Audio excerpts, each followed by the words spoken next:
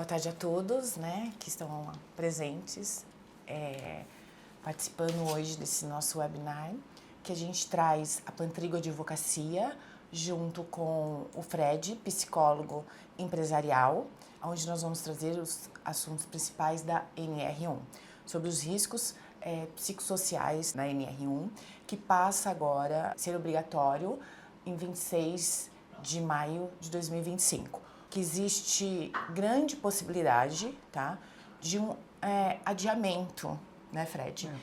Uma prorrogação dessa obrigatoriedade das alterações que foram feitas da NR1.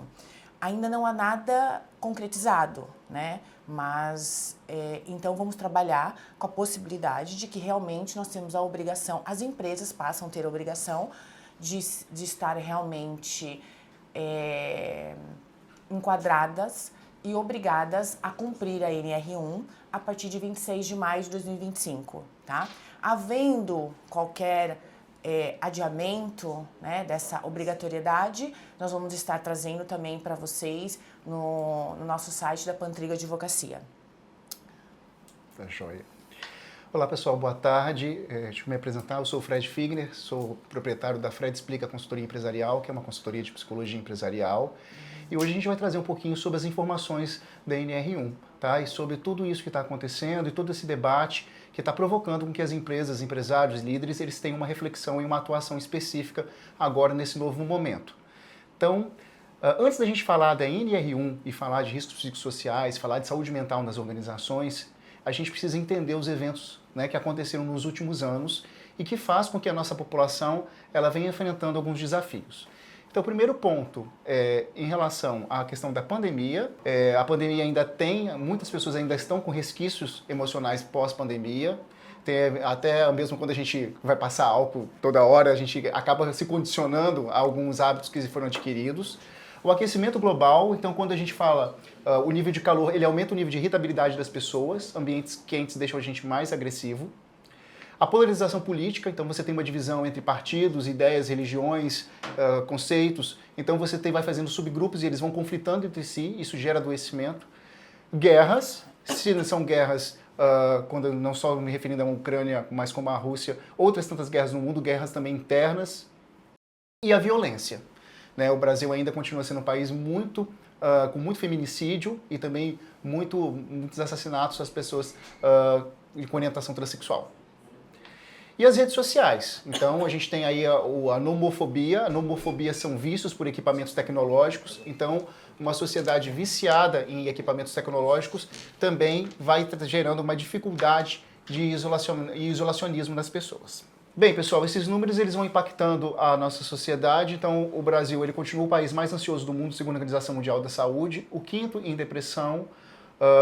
Se eu não me engano agora, o 36º em felicidade, o terceiro de consumo de cerveja, 10º de consumo infelizmente, de pornografia e assim sucessivamente.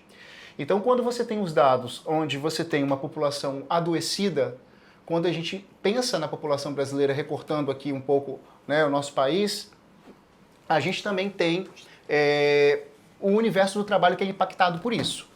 Né? Então eu vou ter aí líderes mais adoecidos, colaboradores mais adoecidos, eu vou ter pessoas que vão estar enfrentando, além dos desafios da vida, vão estar enfrentando os desafios dentro das organizações.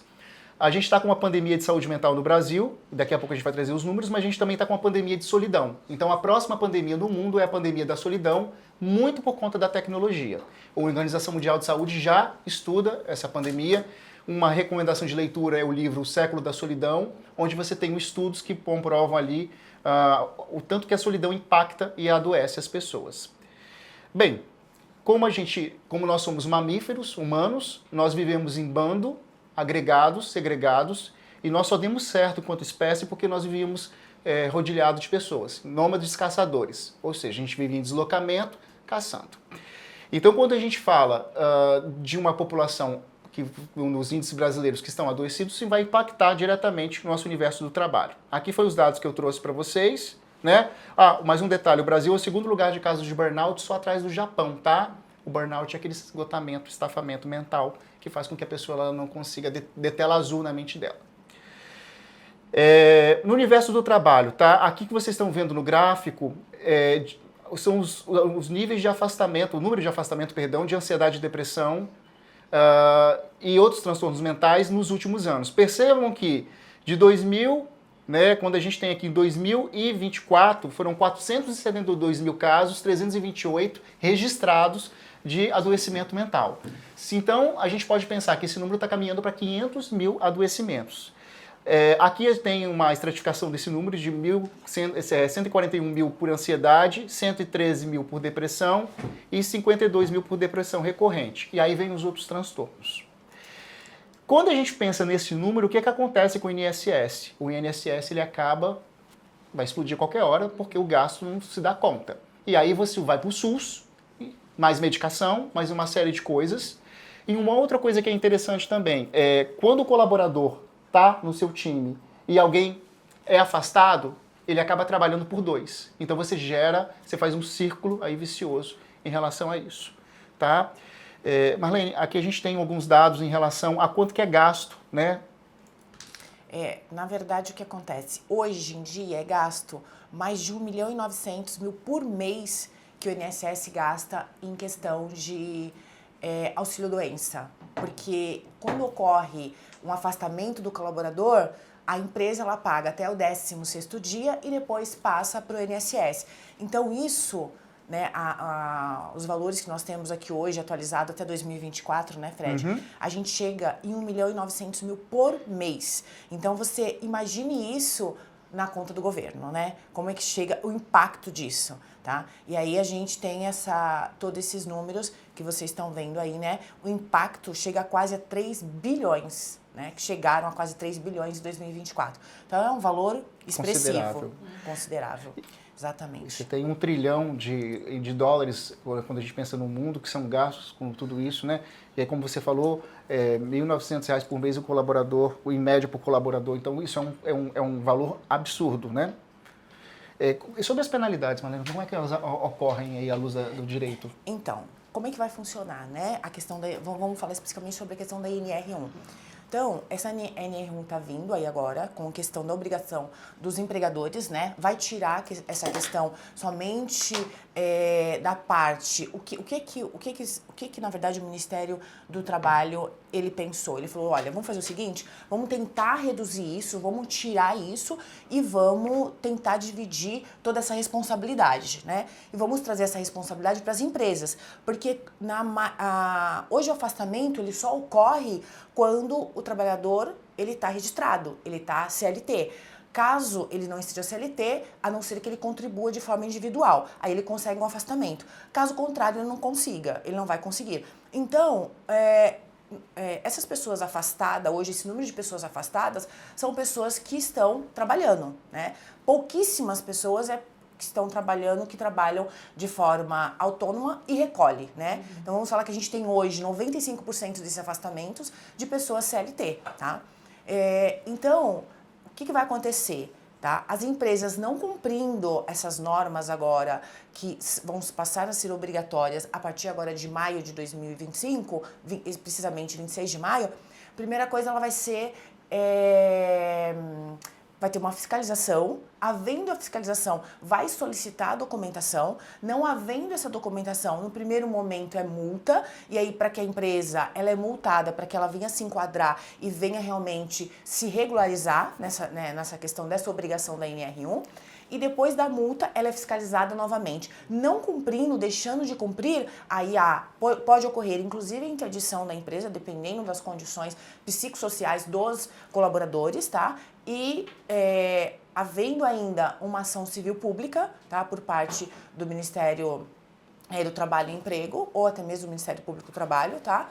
E além das multas, né? Então a gente tem multa, ações civil pública e ainda correndo o risco de uma interdição da empresa em razão realmente de não cumprir, né? Então o impacto, na verdade, assim, é muito melhor você cumprir exigências, porque com isso você vai trazer um benefício para a empresa, do que você não cumprir, porque os riscos e as penalidades são grandes. Perfeito. E também, pessoal, a gente pode pensar também na questão da marca empregadora, tá?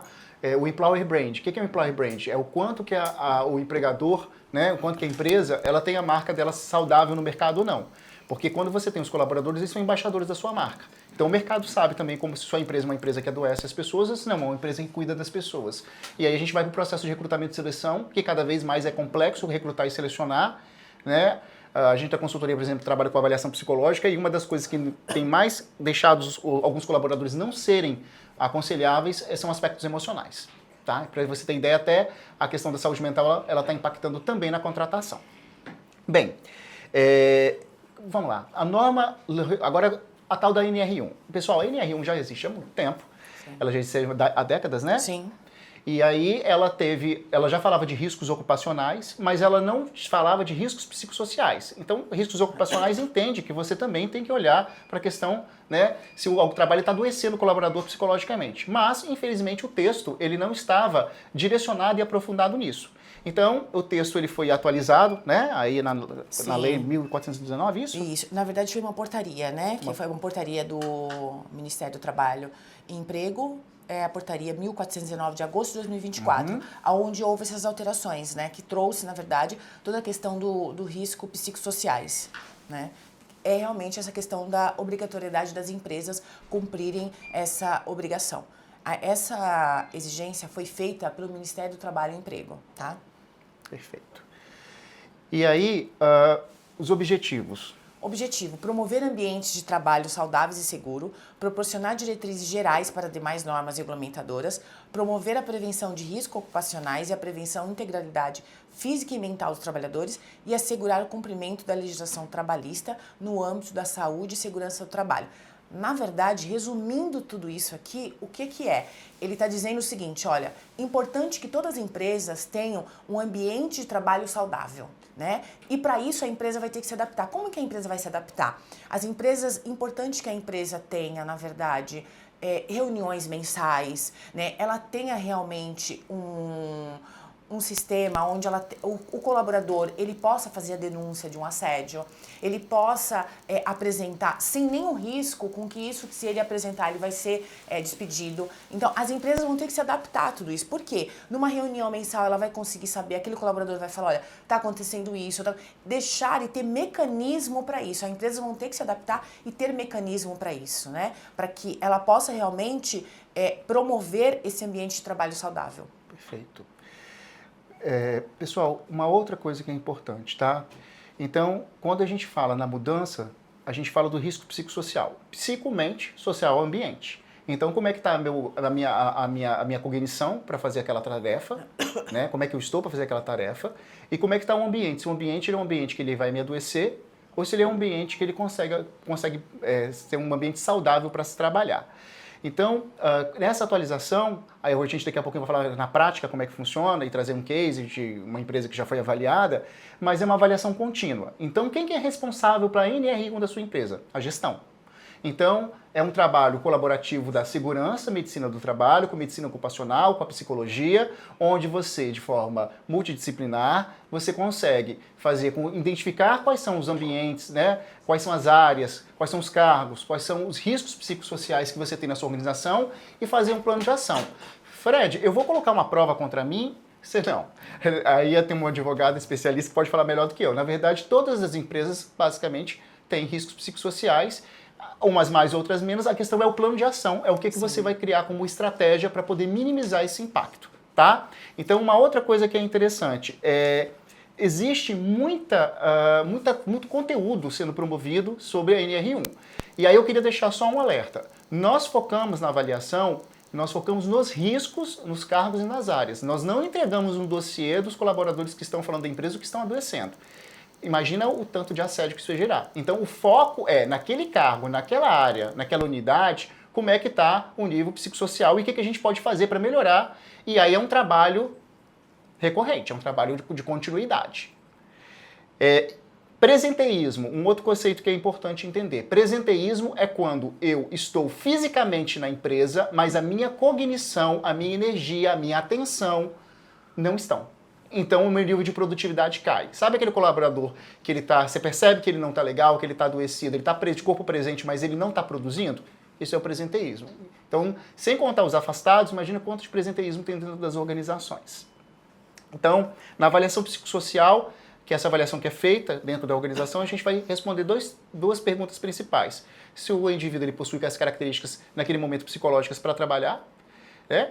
E segundo, como é que estão o ambiente para ele. Se o ambiente está sofrendo assédio, se ele está passando por se ele está com uma carga horária abusiva e excessiva, se ele está com falta de suporte, se ele tem uma comunicação muito ruim dentro da organização, enfim.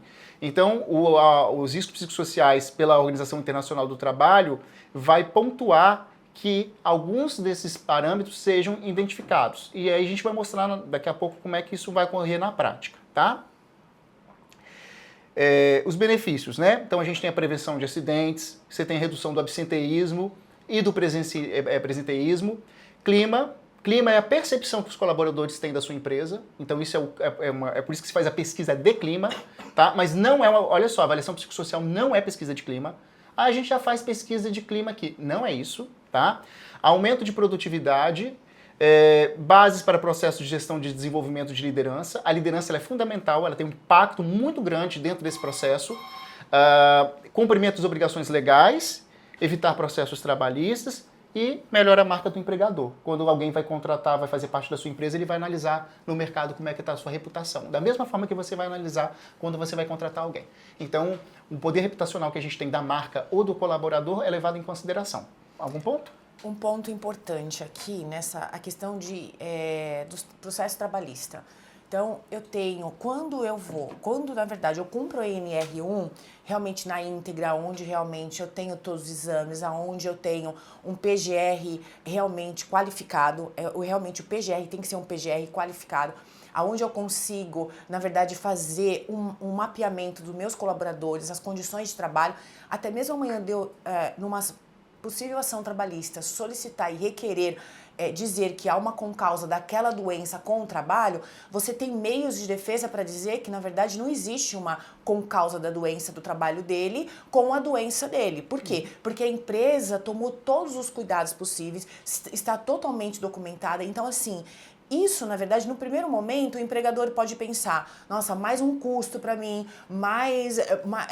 tá vindo, na verdade, já não basta tudo que a empresa tem que fazer, o empregador tem que fazer mais isso agora. Na verdade, essas obrigatoriedades da NR1, que passa a valer, vamos falar daqui um mês, vem dizer, né, se a gente não houver realmente uma prorrogação, vai trazer para os empresários, numa futura ação trabalhista, de ação de pedido de falar que a doença tem relação, a gente vai estar documentado e dizer que não existe essa concausa da doença. E isso vai facilitar a gente até mesmo uma questão de facilitar o juiz numa questão de sentença e facilitar até mesmo uma questão de possível acordo, que a gente tem documentos para dizer, olha, isso aqui eu não faço porque realmente isso aqui não tem qualquer relação com o trabalho. Então é de suma importância mesmo toda a questão dessa documentação. Perfeito. Então, algo que é importante, olha só, nos últimos anos, depois da pandemia, começou uma explosão de implantação de RH, né? Mês que vem começa, por exemplo, um outro projeto de implantação de RH. Então, assim, como a forma com que a gente trabalhava antes da pandemia, a forma que eu liderava antes da pandemia, a forma que eu era empresário antes da pandemia, não é a mesma depois. Então, em 2025 é uma outra forma de liderar, é uma outra forma de ser empreendedor, de empreender, e é uma outra forma que eu tenho que ter divisão de recursos humanos. O que a gente tem mais hoje em dia, questões para se trabalhar, é todos esses aspectos. Da saúde mental, das gerações, tudo aquilo que a gente... o nosso capital humano. Tem o grupo da Heineken que apresentou agora, inclusive, um case de sucesso muito interessante, que é a diretoria da felicidade, correto? Sim, sim. E é muito interessante o que eles apresentaram, porque o CEO da empresa, ele trouxe para a empresa esse projeto da felicidade. E o que ele falou ele falou assim, olha, esse projeto é importante porque os colaboradores felizes, a empresa vai produzir muito mais. No primeiro momento, a direção os diretores acharam que era só um investimento que não valia a pena. E ele falou, né, olha, me dá essa oportunidade para eu trazer isso e mostrar para vocês que vai ser muito mais produtivo.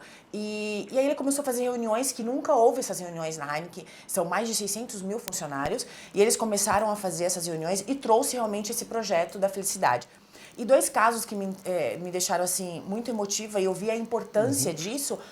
Um foi que um dos diretores chegou para um dos colaboradores, nesta reunião, um dos colaboradores falou, olha, para mim, minha felicidade seria participar de um dia de uma festa do Dia das Mães na escola da minha filha.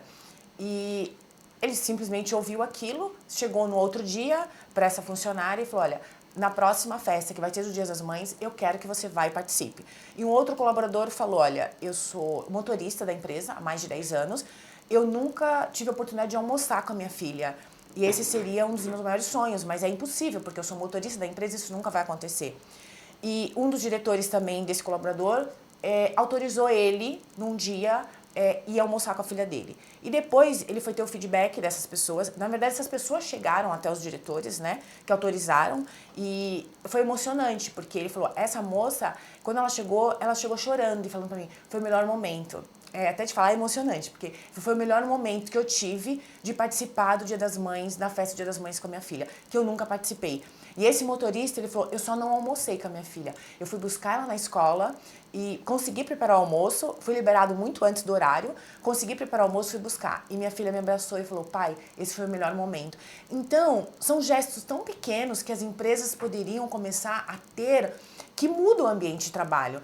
E depois de um ano da empresa, da Heineken, implantando esse projeto, teve, na verdade, ao invés do custo que a empresa imaginou que ia ter, ela teve um lucro muito maior, porque ela viu que tinha funcionários trabalhando felizes e colaboradores trabalhando felizes, a sua empresa só tem a crescer. Perfeito. Também tem um certificado de saúde mental, Sim. Correto? Quer pontuar? Pode pontuar você. Então, tá, olha só.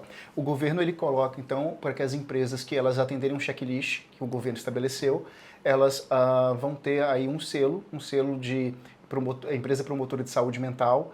E uma coisa que é interessante, então, quando você pensa em recrutamento de seleção, quando você pensa em retenção de talentos, a maioria das pessoas hoje em dia, eu canso de eu escutar isso, as pessoas falam o seguinte, olha, eu abri mão dessa posição, dessa vaga por causa da minha saúde mental.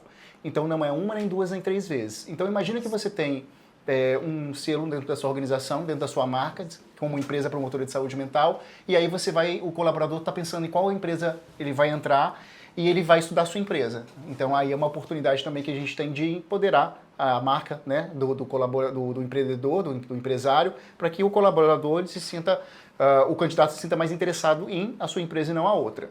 E as empresas também que têm alto nível de adoecimento, elas também ficam, né, na comunidade, elas ficam conhecidas. Hoje em dia tudo é reputação, gente. Então hoje em dia, por exemplo, você tem site que você coloca o nome da empresa, você sabe como é que é trabalhar lá. Tudo é reputação. Se nós somos reputação, as organizações também são. A gente vai entrar agora num case, né? Um case de sucesso que foi de uma empresa que fez uma avaliação psicossocial. Então, como é que funciona na prática? Funciona na prática da seguinte forma. No nosso caso, né? Nós somos uma consultoria de psicologia, então a gente...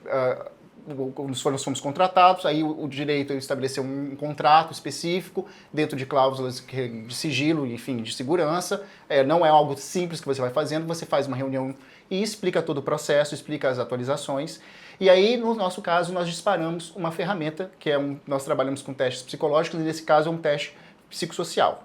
Esse teste psicossocial nós disparamos para todos os colaboradores, eles respondem ou pelo computador ou pelo celular. Ah, Fred, mas aqui a gente tem gente não alfabetizada ou o nosso público é muito simples. Então a gente aí, no caso, manda os psicólogos irem conversar. Então a gente vai se adequando à realidade da empresa. E depois que eles respondem, nós vamos identificar os sinais de alerta, ou seja, as áreas que estão em alerta, as pessoas que apresentaram riscos psicossociais, e o que nós vamos fazer? Nós vamos entrevistar, bater um papo, vamos conversar. Mas não é uma avaliação clínica, e a gente vai entender como é que está o risco psicossocial. Eu não vou expor o nome das pessoas. Então, por exemplo, se uma área tem 3 pessoas e só uma apresentou risco psicossocial, eu oriento a minha equipe de psicólogos a entrevistar as 3, para você não saber quem é. Né? A gente vai criando uma forma de que não se identifique qual é aquela pessoa que foi avaliada. Então, às vezes a gente vai fazer algumas entrevistas aleatórias também, que a pessoa não está em risco, justamente para se ter uma ideia. Vai entrevistar todo mundo da empresa? Não. Então, por exemplo, a gente fez provavelmente não, só se a empresa estiver muito adoecida, toda adoecida. E aí a gente tem os relatórios. Nesse caso aqui a gente vou passar muito conteúdo, então eu vou passar rapidamente. Aqui vocês têm uma ideia, aqui é a média geral da empresa, o quanto que ela está com proteção de risco psicossocial e o quanto que ela não está. Saúde e bem-estar emocional, relações de respeito e confiança do trabalho, cada um é um pilar, tá? Que pode apresentar risco psicossocial. E aí a gente percebe que tem umas médias aqui. Dentro dessa organização, a gente vai ver que exigências laborais está 29. Então, ali, exigências laborais é um risco psicossocial. Vamos tentar entender aqui, ó. Exigências laborais. Então, quando a gente pega aqui, ó, de 0 a 100%, perceba que tudo que não está pintado de vermelho está ok. Risco baixíssimo. Quando a gente pega a imprevisibilidade, já dá uma média. Exigências cognitivas, estão vendo que estão alta? E exigências quantitativas. Por que exigências cognitivas é alta? Porque é uma empresa prestadora de serviço e ela trabalha no ramo onde ela precisa arrumar soluções para os clientes. Então, cognitivamente, ou seja, da forma de atenção, memória, inteligência e foco em solução, os colaboradores são exigidos, porque eles têm que encontrar uma solução específica para cada cliente. Eu sou uma consultoria de psicologia, trabalho outras psicólogas comigo. As exigências, por exemplo, exigência cognitiva é um risco psicossocial para o meu negócio? É, porque as psicólogas, cada cliente é um processo. E aí, qual que é o plano de ação? O plano de ação então a gente tem que respeitar o tempo de descanso mental, as pausas e formação contínua.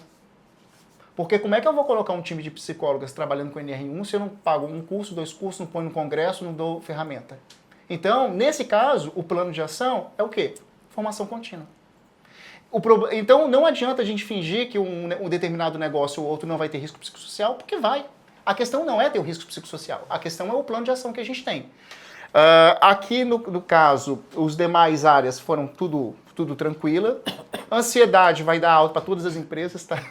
Isso já, porque nós estamos no país mais ansioso do mundo, então, você está no país mais ansioso do mundo, você vai dar alta para todo mundo. Então, uma das coisas que é muito interessante, por exemplo, trabalha palestras, né, a ansiedade da pré-história, a contemporaneidade, você faz workshop, você tem uma série de ferramentas que você dá educação emocional dentro das organizações para que as pessoas gerenciem melhor a ansiedade. Quando você tem equipes muito ansiosas, ou empreendedores, né, ou presidentes muito ansiosos, a tomada de decisão é ansiosa, porque a ansiedade é estado de alerta. Então, aprender a lidar com isso vai favorecer também o nível de crescimento e tomada de decisão dentro da organização. Aqui, respeito ao trabalho e confiança, ó, assédio no local de trabalho, ó, 0. Por incrível que pareça, a gente já fez de algumas empresas. As empresas que menos precisavam fazer avaliação psicossocial foram as primeiras que nos procuraram. Olha que interessante. Porque trabalha na estratégia, né? Aqui, conflito, suporte e tal. Quando você chega aqui, ó, recursos organizacionais, tá bom, ó, autonomia do trabalho 100%, identificação laboral, bom, ótimo, excelente, autoeficácia, tudo isso a gente já vai avaliando, ó. Também a atenção ao comportamento seguro. E aí o que a gente entende como risco mediano e alto, a gente vai pontuar no relatório, e dentro da pontuação desse relatório, depois a gente vai criando aqui planos de ação. Eu não vou entrar em detalhes, tá, gente? Porque é muita coisa. A gente implica...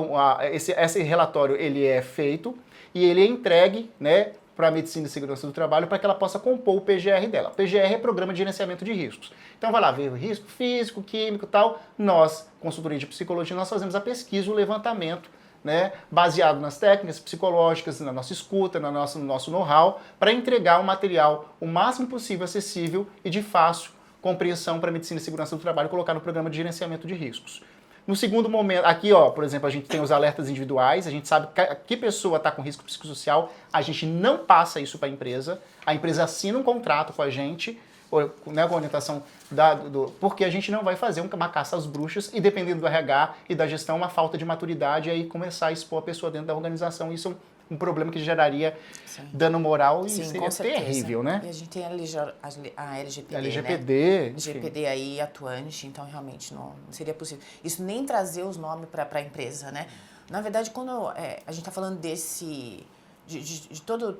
É um compliance para a empresa, né? A empresa, na verdade, já se adequar para que, assim, como a gente falou lá no início, havendo qualquer fiscalização, eu estou totalmente documentada. Então, é isso. Essa é a importância que a empresa que se preocupa, como você disse, né? As empresas que não precisavam, foi as primeiras que procuraram e fizeram. Ou seja, você já se documenta, você já, na verdade, está totalmente documentado, totalmente resguardado para qualquer questão de fiscalização, você realmente está ali com todas as documentações necessárias. Perfeito.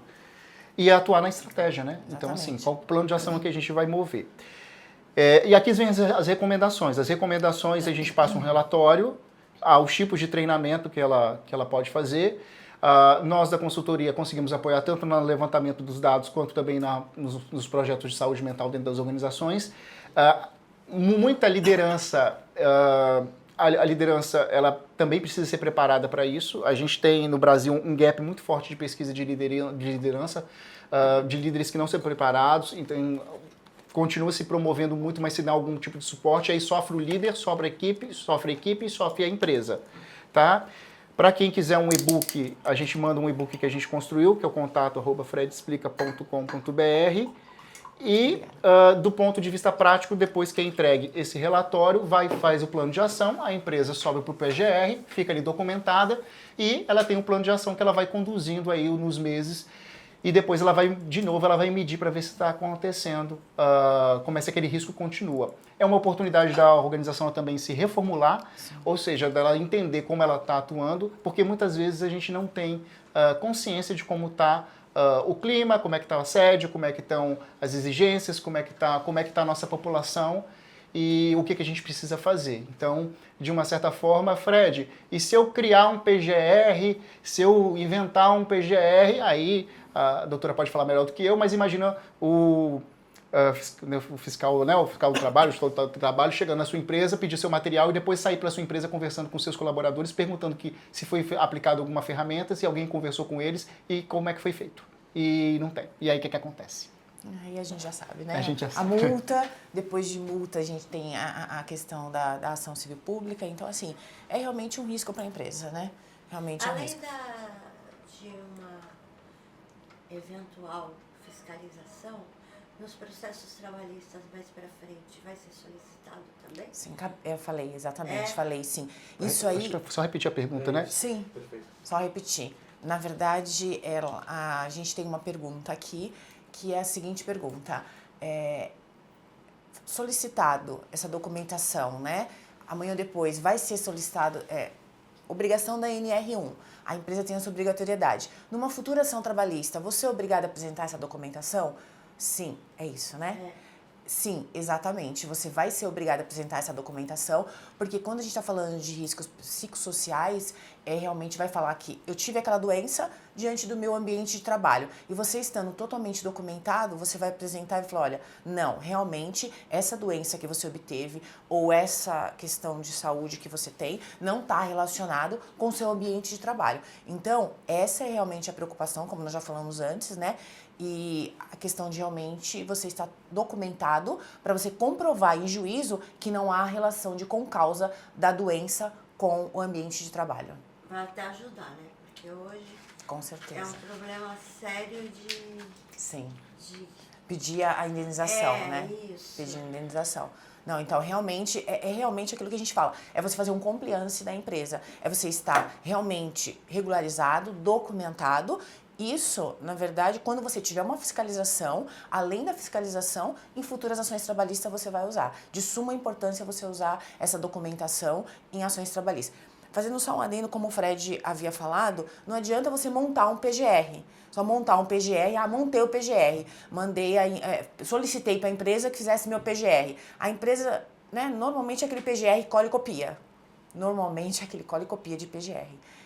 A gente atua bastante na área trabalhista e a gente sabe que a maioria dos PGRs é um cola e copia. Isso acaba atrapalhando muito as empresas. Por quê? Porque não é um PGR específico para cada empresa, para cada setor da empresa, para cada colaborador. O que agora a gente vai ter que ter específico para cada colaborador. Específico, na verdade, inclusive com a questão de conversas, realmente que o Fred falou, a questão de realmente verificar o ambiente de trabalho, analisar o ambiente de trabalho, as condições, para ver o que a empresa implantou, o que a empresa trouxe para que realmente tivesse um ambiente de trabalho saudável.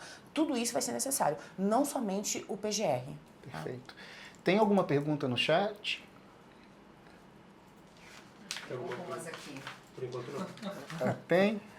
Falando nessa questão, doutora, vai mudar, porque assim, as pessoas muitas vezes já chegam com problemas dentro da empresa, né? Vai ter alguma mudança nos testes admissionais? Para uma avaliação? Tem como a gente se prevenir nesse sentido? Vamos lá. Cris, na verdade o que acontece? Quando a empresa manda na questão admissional, eu estou admitindo o colaborador, que você pede para ele fazer todos os exames admissionais, que realmente tem que fazer. Não só aquele que você vai lá, o médico olha, tá tudo bem e tal, não faz os exames realmente que tem que fazer, não solicita toda a documentação, porque em regra não se pede, né? O que deveria realmente fazer um exame realmente todo detalhado, e não se pede. Quando você pede toda essa documentação, você faz todos os exames detalhados, e no meio do caminho o colaborador, ele apresenta alguma doença, apresenta algum problema, e você se resguardou, na verdade, ele faltou com a verdade, de dizer para você que ele tinha aquele problema anterior, porque todos os exames que a empresa tinha que fazer admissional, verificou-se que, na verdade, ele não tinha nenhum problema. E depois, no meio do caminho, ele vir e trazer aquele problema, ele, na verdade, faltou com a verdade com a empresa. Então, a empresa está resguardada porque a empresa realmente fez todos os exames admissionais, os exames corretos que realmente tem que fazer. Não é apenas o exame admissional, que é o de sangue. Você quis dizer psicólogos, né? Porque as No pessoas sentido trazem da uma parte, bagagem. você vai mudar, né, porque no teste admissional geralmente é só exame clínico, né? Não. Exame de sangue, exame, Não, tem uma então, avaliação é isso que eu falo. psicológica. Não, mas aí eu tô falando de doença em todos os sentidos. Mas essa questão psicológica você vai ter que mudar dentro do ambiente da sua empresa. E aí entendeu? vai ser um acordo com uma consultoria junto com o meu prestador de serviço da segurança do trabalho? Então, deixa eu pontuar uma coisa. Por exemplo, nós somos uma consultoria de psicologia. Então, as pessoas, algumas empresas nos contratam falando o seguinte, olha, Fred, eu tenho esses 3 candidatos, faz uma avaliação psicológica para mim. E aí, com os testes, a gente trabalha com cerca de 30 testes. A gente tem teste de atenção, memória, inteligência, burnout, depressão, liderança, vai ver as competências, enfim. Então, a empresa nos contratou e a gente avaliou aquelas 3 pessoas. Aquelas pessoas que a gente avaliou, se a gente perceber que ela não tem aderência ao perfil ou se ela está com alguma questão emocional que vai impactar, a gente coloca no laudo não aconselhável. Não, a gente não aconselha contratar. Ou aconselhável com restrição. Você vai contratar esse profissional, ele tem esses pontos fortes, mas ele tem essas restrições aqui. Ou se não, aconselhável. Isso é um trabalho que a empresa nos contrata porque ela quer contratar, tá? Algumas posições, alguns cargos exigem avaliação psicológica, mas aí são cargos e posições específicas. Fred, você trabalha com avaliação psicológica há quanto tempo de empresarial? Perto de 20 anos. De antigamente para agora mudou? Sim. Hoje em dia, a maioria das pessoas que a gente não aconselha para trabalhar são pessoas que não têm resiliência, e aí você tem teste de resiliência específico para isso, ou que estão emocionalmente muito abaladas, e então ela vai entrar num cargo onde ela vai receber muita pressão e ela não vai aguentar, ela vai ficar pouco tempo.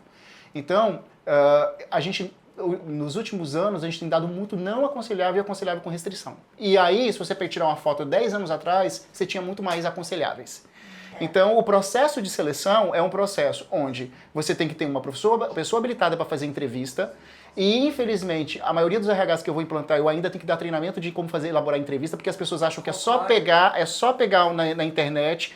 Então, quando você vai fazer um processo seletivo, você precisa entender que é técnico, existe metodologia, existe estrutura, existe uma forma profissional de fazer aquilo, ou faz o formato de indicação, aquela coisa toda. E aí, algumas empresas nos contratam para você fazer essa avaliação psicológica, sim. Mas aí fica a critério da empresa e não por obrigação, só em cargos específicos. Exatamente. Então, assim...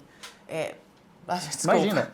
Então, exatamente isso que ele falou. Então, assim, o que acontece é que, com essa nova regra, o que a sua empresa vai ter? Na verdade, aquilo que a gente falou. O seu PGR, né, dos seus funcionários, das qualificações, das funções. Então, eu tenho a função de padeiro. Então, eu estou contratando mais 10, 15, outro padeiro, né? Então, assim, o que eu vou ter? Eu vou ter, sim, na minha empresa vai ter um gerenciamento de risco. Como que eu vou fazer esse gerenciamento de risco? Eu vou fazer esse gerenciamento de risco...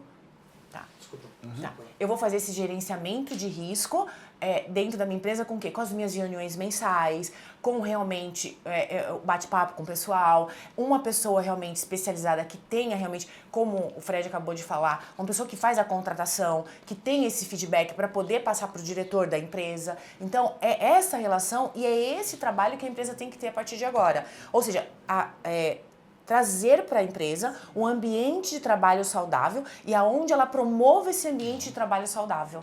E essas estratégias novas, que estou até interessada nisso, como forma preventiva até, sim, né? Sim, de forma preventiva. Porque o que eu mais quero é meus colaboradores felizes. Perfeito. Quem passa isso para nós? Porque cada setor é um setor, né? Por Isso. exemplo, o meu é padaria, diferente, por exemplo, de funcionários que trabalham com metas. Isso, aí é feita a pesquisa com a ferramenta que a gente falou e com as entrevistas, você recebe esse diagnóstico que a gente falou aqui. No diagnóstico, na área, já vai ter os riscos e as orientações. E as estratégias, É, né? no legal, caso, por as exemplo, estra- a sua empresa tem uma palestra por mês. Isso, Sim. perfeito. Mas aí, lembrando que assim, as orientações, os temas, ele pode colocar ter palestras mensais. A gente, como especialista em psicologia, a gente, olha, trabalhe esses temas, a gente vai um pouco mais a fundo, tá? Mais específico. Exatamente. E aí tem uma outra coisa, tem uma pergunta aqui, são duas perguntas, uma é bastante importante que eu responda. Volta para a tela, por gentileza, do chat. Bem, eu lembro de cabeça. Tá voltando?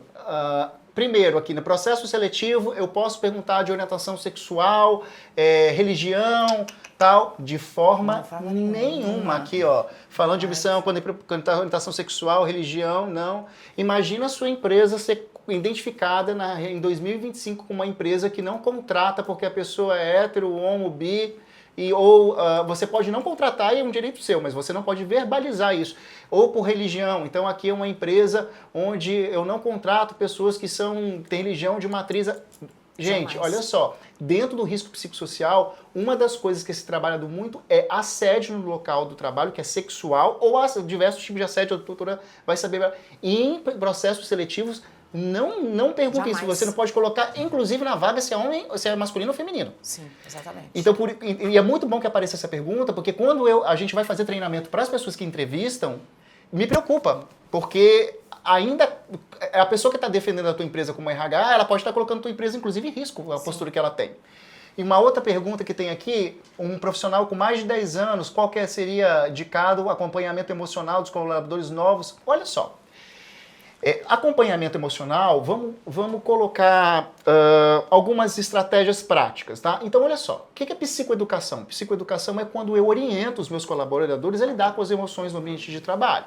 Então, palestras, workshops, rodas de conversa. No nosso caso da consultoria, a gente tem o plantão psicológico, que o psicólogo fica disponível para poder bater um papo com a pessoa, fazer acolhimento, tirar ela do momento de pressão. As empresas... Mas não é terapia, não é psicoterapia, é um plantão psicológico, tá? A empresa quer pagar a psicoterapia, aí é um outro viés, ou a pessoa quer fazer uma avaliação psicológica para ver se aquele colaborador está burnoutando, está em burnout. Aí tem que ter autorização do colaborador, da empresa, aí é um outro contrato, uma outra situação. Não é psicossocial. Não. Próxima pergunta, qual o papel jurídico na implementação da NR1 das empresas? A bola está com você. Qual o papel João jurídico? Vitor Meirelles. Ah, tá.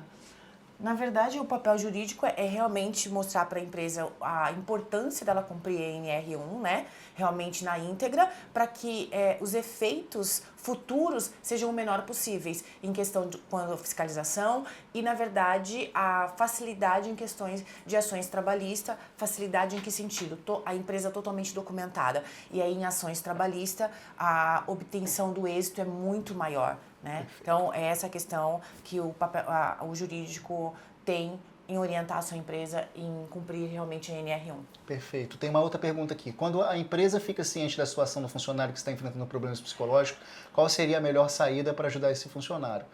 A melhor saída é você ter uma área de recursos humanos e passar para a medicina ocupacional, se no caso a sua empresa tiver, ou você dá uma orientação para que ele busque ajuda, se a empresa tem plano de saúde, que ele possa fazer uma avaliação psicológica, psiquiátrica, para que ele tenha suporte. A gente ainda tem um preconceito muito grande sobre saúde mental, como a gente não tivesse um país que estivesse gritando com os números de saúde mental. Eu tenho poucos pacientes, na verdade, mas por incrível que pareça, uma boa notícia. Eu tenho poucos pacientes porque eu não tenho tempo e os poucos que eu tenho, a maioria são homens. Então, a gente fica pensando assim, né? Homem não faz terapia? Faz sim. Faz. E faz... Mulher não tem tempo para fazer. E quando a gente fala de administração do tempo, é um outro tema. Tem mais uma pergunta ali, deixa eu ver. Quando a empresa fica ciente de situação, é permitido realizar treinamento de EAD no sertão de construção civil em quais condições? Olha, educação à distância, que é o EAD, é tudo que não é presencial. Então, por exemplo, nesse momento o webinar é um EAD. Se esse webinar, live, enfim, ela gerar psicoeducação, se ela ajudar as pessoas, é válido como treinamento. Entretanto, o Brasil, nós não temos uma cultura de educação à distância. Tanto é que a educação à distância no Brasil ela não vingou. Eu posso falar como especialista de treinamento e desenvolvimento. Então, em outros países, você consegue fazer as faculdades de 60%, 70% em EAD e aí os outros 30% presencial. Por que no Brasil não pega, ou se não você tem instituições, não todas, mas boa parte delas não são sérias? Porque a gente não tem uma cultura muito disciplinada e de comprometimento, tá? Tanto é que quando eu vou fazer a avaliação psicológica das empresas, em dezenas delas, quando a gente vai fazer a avaliação psicológica dos líderes, busca de informação é sempre em amarelo ou vermelho. Ou seja, nas organizações, não posso falar isso cientificamente, mas pensa que dentro das organizações não se estuda tanto quanto necessário. Próxima pergunta. Quais são os profissionais habilitados para elaborar um PGR com a inclusão dos riscos psicossociais? Boa pergunta. Programa de gerenciamento de riscos, quem vai fazer é a Medicina e Segurança do Trabalho. Entretanto, quem vai fazer o levantamento, a norma ela não deixa claro. Não pode ser um psicólogo, pode ser um profissional de RH, pode ser um profissional de saúde, desde que ele tenha capacidade técnica para fazer. Me preocupa saber que pessoas farão levantamento de riscos psicossociais com baixo nível de qualificação, com baixa capacidade técnica para entrevistar, porque prestem bem atenção, que é importante nisso, que vocês que estão escutando aí em casa, ou no local de trabalho. A gente, para entrevistar uma pessoa, para falar de riscos psicossociais, não é qualquer tipo de pergunta, não é qualquer forma, existem metodologias e ferramentas. Então você está lidando com a saúde mental da sua empresa. Então eu acho que é bom refletir um pouquinho, fazer isso com um certo carinho, e tomar cuidado com os prestadores de serviço, porque se fosse fácil identificar risco psicossocial e questões emocionais dentro das organizações, você não tinha uma norma específica para isso, concorda? Sim, com certeza. Exatamente. Então realmente o que as empresas não podem pensar, vou pegar lá meu RH que não tem conhecimento nenhum e vai lá ele fazer a avaliação dos colaboradores para poder apresentar junto com o PGR. Então é muito delicado. Tem que ter um treinamento já com os proprietários, os gerentes, tem que começar lá da base. Começar da base, perfeito. Começar da base. É da gestão, perfeito. Pode, claro. Vamos lá, na prática, a NR1 ela é obrigatória lá dentro do SST, do E-Social, os eventos para fazer do PGR, plano de ação, certo? As empresas de consultoria externa, no caso, uma empresa sua de psicologia vai fazer análise ali da NR1, como que a sua empresa vai adentrar dentro desse sistema para gerar essas informações, sendo que na maioria das empresas fecha contrato com clínicas de saúde ocupacional, que ela meio que fica restrita a essas informações externas. Vocês, como consultório, uma consultoria independente, teria acesso a essas informações? Perfeito, muito boa a sua pergunta. Olha só, o que acontece na prática, tá? Na prática, o PGR ele é um programa amplo e a gente faz uma parte dele, que nós fazemos o levantamento através da avaliação psicossocial. Nós pegamos essas informações e entregamos para a Medicina e Segurança do Trabalho já com recomendações. Ele vai pegar essas informações e ele vai colocar dentro do PGR dele. Para as empresas que já têm contratada, a gente está pegando Medicina e Segurança. Eu tenho 3 perfis de Medicina e Segurança do Trabalho. E aí eu não estou falando da categoria, tá? Eu estou falando isso de coisas que aconteceram. Eu tenho empresas que marcam reunião comigo para entender como eu estou fazendo. Eu tenho empresas parceiras que ela fala assim, legal, vocês fazem, a gente não quer fazer pesquisa, não quer conversar, nada, passa aqui, a gente senta do lado, fazemos uma reunião de alinhamento e a gente coloca no nosso PGR, e você vai ter empresas que vão tentar pegar esse processo e conduzir ele de início ao meio e fim, e se tiverem profissionais habilitados, tá tudo certo. No caso, eu falo sobre a minha profissão, né, a contabilidade.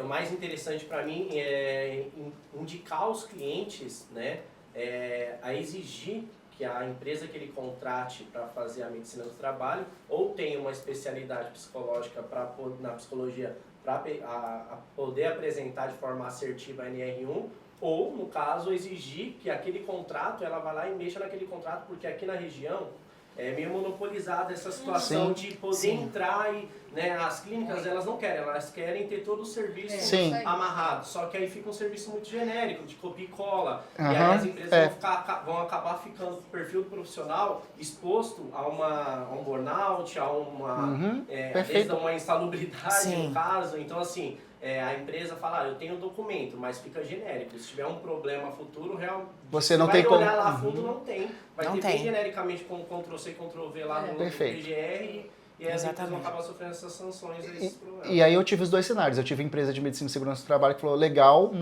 vamos, então aqui, ó, vamos fazer uma reunião só pra gente alinhar e eu colocar no meu PGR e tá tranquilo.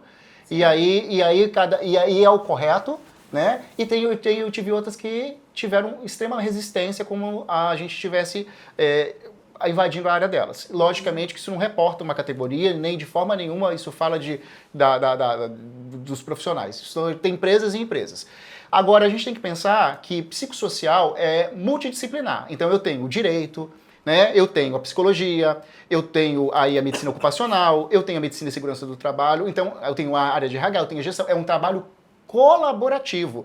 Eu não posso achar que isso é um filão, que agora eu vou ficar milionário e vou ganhar dinheiro e querer pegar tudo, porque a gente está falando de algo que é acima disso tudo, que é ser humano, que é saúde mental. Então, por exemplo, saúde mental é o propósito, por exemplo, da nossa consultoria. A gente trabalha promovendo isso. A gente não pode achar que vai pegar o mundo para fazer isso se a gente não entender que, e eu estou falando no caso, pegar o processo todo. Se eu tenho profissionais habilitados dentro da minha organização para fazer. Porque na prática não é tão rápido fazer e não é tão simples, tá? Então, por exemplo, a gente está fazendo uma empresa de 120 vidas. A gente liberou 120 links. Aí, 120 links.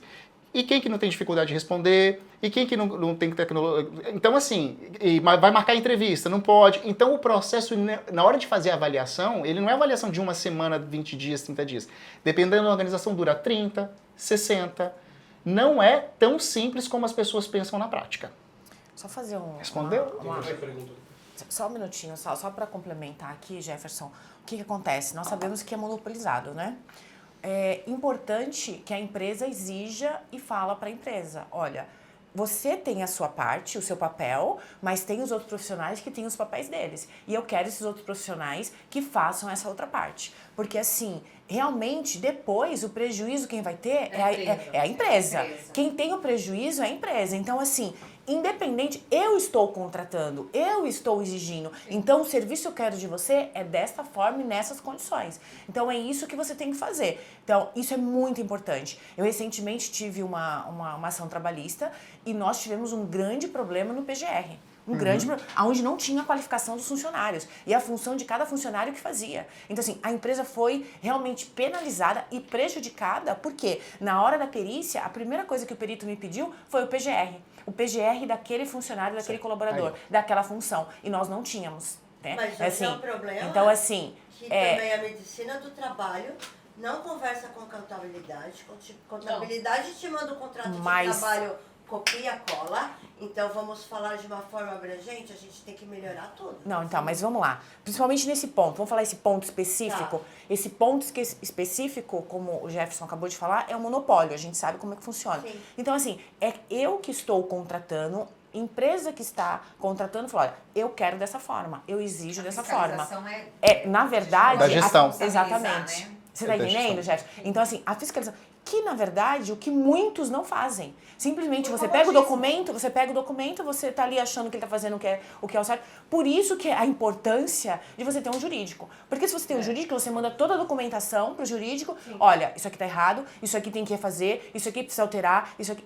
Essa é a importância da empresa ter realmente um jurídico. Por que o jurídico faz? É esse compliance. É exatamente todo esse preventivo para que lá na frente ela não tenha problema.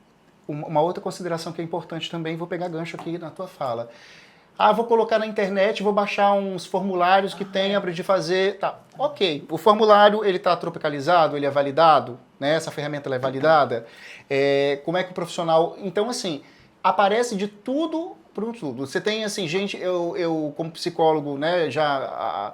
com muitos anos de formado, com 4 pós-graduações, quando eu vou falar de saúde mental sobre um tema, eu paro para estudar, paro para refletir, para ver se eu não vou falar alguma bobagem. Então, a saúde mental hoje em dia é falado de uma forma de pastelaria, né? Então, feita a toque de caixa.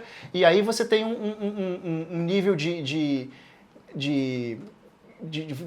exploração desse conteúdo como fosse uma coisa que não tivesse com os números do Brasil explodindo. Então, você está num país que está em 5º lugar de depressão e 1º de ansiedade. Então, assim, será que é o momento da gente tratar esse tema de uma forma Ctrl-C, Ctrl-V? Ou será que realmente a gente precisa olhar isso de uma forma diferenciada. Tem mais uma pergunta aqui. A avaliação psiquiátrica e psicológica serão obrigatórias na admissão de forma periódica?